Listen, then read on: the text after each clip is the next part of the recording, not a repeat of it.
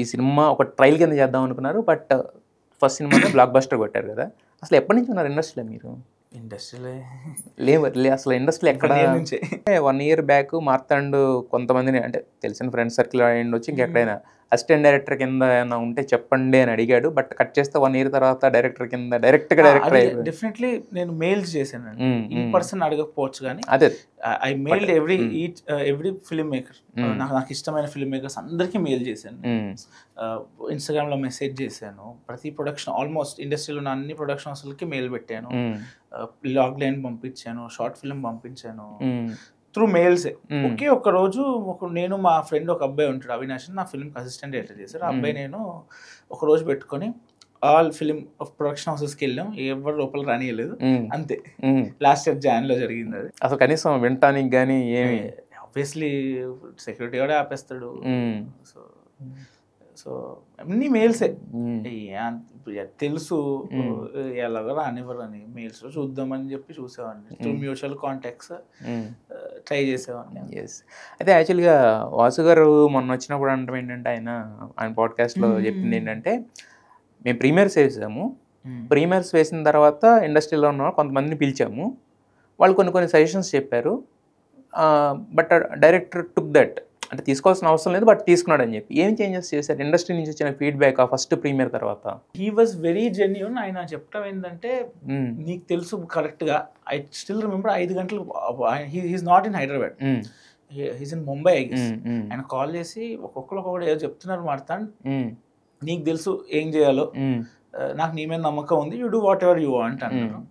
So వాళ్ళు industry నుంచి కాకుండా మా టీం నుంచి ఉన్నది ఏంటంటే కన్సర్న్ మౌలి నుంచి మెయిన్గా, ద ఓన్లీ కన్సర్న్ మౌలి నుంచి నాకున్నది, because we started it together.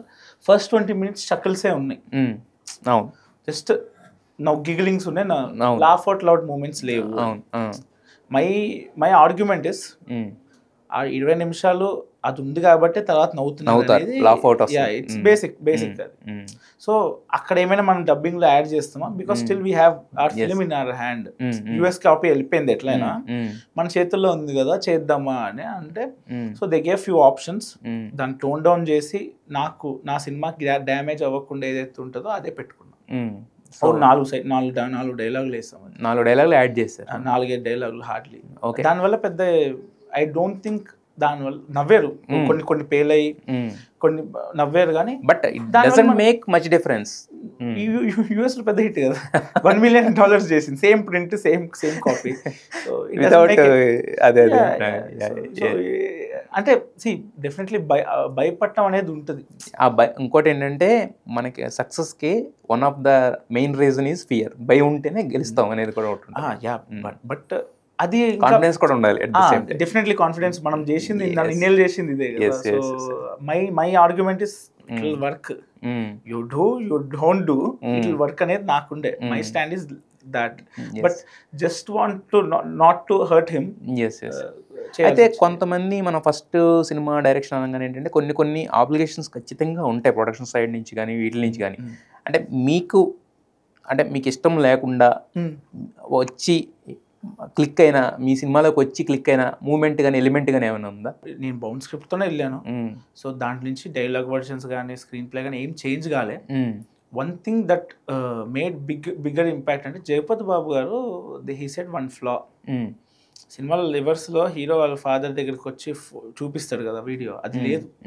అంతా అయిపోయిన తర్వాత హీరో వచ్చేసి వాళ్ళ డాడీని కన్విన్స్ చేసుకుంటాడు, అది నేను లిబర్టీ తీసుకొని క్రాస్ చేశాను. జగపతి బాబు గారు ఎప్పుడైతే విన్నారో కదా, నేను చేయకపోయినా దీంట్లో ఒక ఫ్లా ఉందమ్మా, వాళ్ళ డాడీ ఫస్ట్ నుంచి అంటున్నాడు, చాలా ఫాస్ట్గా ఒప్పేసుకున్నట్టు అనిపించింది.